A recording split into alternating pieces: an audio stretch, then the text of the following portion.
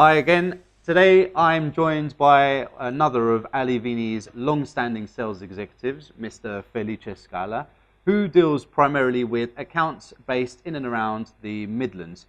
Welcome, Felice, and what have you brought for us today? Hi Nick, it's a pleasure. Today I brought you what I consider to be one of the Alivini hidden gems, the Neromora by Vinosia 2015. I know that you personally love the wines by Vinosia because they are of a consistent, great quality. They are of great value as well, great ambassadors for value. But in your eyes, this Neromora, what makes it so special? What makes it stand out? I admire the whole ideology behind what makes Vinosia such respected winemakers. They had to fault in general. That beginning with them land and the vines. The Neromora is 100% Aglianico, then it's grown near the area of the Taurasi DOCG. So that will give a great influence in the quality of the wine. So we can expect this Aglianico to be of a superior quality than that of your everyday Aglianico. However, in general, there seems to have been in recent years a great increase in the desire of wines from southern Italy, and the area of Campania in particular that has been largely underestimated, and it's highly surprising to date. When you consider the vast array of DOCs and DOCGs across Italy, the distinct area of Irpinia in the heart of Campania acts a bit more reserved, and it offers just a small fraction of DOCGs. Yes, the region pride themselves to ensuring that they reserve the best denomination to the best local variety of wine, such as Greco di Tufo, Fiano d'Avellino, and the Taurasi. I would say then, and along wine connoisseur and wine enthusiast, lately they're coming back to discover the beautiful region and the fantastic and unique wine. So I agree, and Vinosia, they do produce some phenomenal examples of the DOCGs, two of which we're displaying here today, the Greco di Tufo and the Fiano d'Avellino. But it doesn't mean we should disregard the region's other varietals that they use. In this case, Vinosia, they produce their entry levels. Here we have the Falanghina and the Aglianico. You will do yourself an injustice if you don't try even the entry level by Vinosia.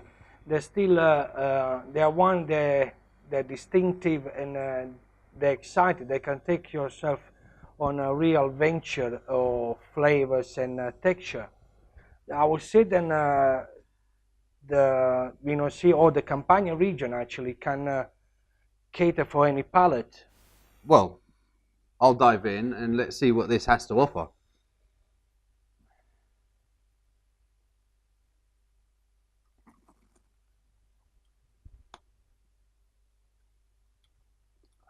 Oh, it's lovely. Vinous, mineral. It's not overly sweet, but there's a lot of black forest fruit in the mouth. Yeah, I would say then the black forest fruit, they're quite predominant. Some mint or cinnamon there. The color you see is very dark, almost going to the black. Mesmerizing. Yes, indeed. You can get lost in there. It's astonishing how it also keeps growing on you. It makes me want to go back to the glass and take another sip. What about the name, Neromora? I know that there's a nice little story behind it. Do you want to tell us? Yeah, of course. Yeah, no problem at all. If you analyze, it's simple. If you analyze the Neromora, is in Italian is divided in two letters, in two words. Sorry, yeah. Nero and Mora. Nero then stands as a black, and Mora as a blackberry. That the flavor then they're quite predominant in this wine. Yeah, so it perfectly depicts what's in the glass. And also I would say with the It's all matching the label. Yeah, the whole design, the label, the black label with a line of red. It depicts the color beautifully, because when you hold it up, it's completely black, and then when you tilt it, you've got that line of red on the outside. It really is maybe what they tried to do. Yeah. No, the name definitely gives this wine a sense of purpose and its own identity, and it puts it above and beyond the entry-level Aglianico from the region. So we can quite comfortably say it's not just an Aglianico. It's a bit more than that. It has depth. It stands out, and it kind of says, "I'm here." Like it's a statement rather than being on the shelf along with other Aglianico of the region saying, "Oh, here I am, pick me." Like.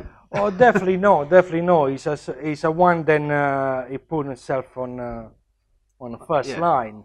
I had a customer then that became instantly love, even without trying the wine, just for the presentation, the bottle, and then the labeling. Yeah, it's quite unusual in today's market finding a black label. It is, and it still manages to stand out. This is the beauty of it. Against the gloss of the bottle, the label is very attractive.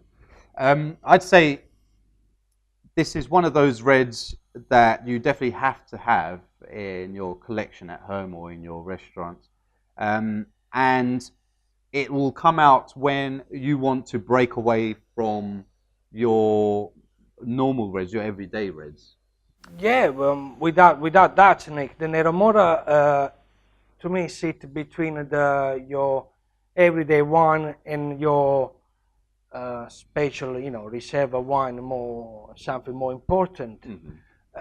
If you had a bottle of Taurasi inside in your wine rack, maybe you want to hold on a little bit longer.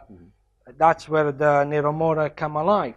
It's a wine, then it can make you happy.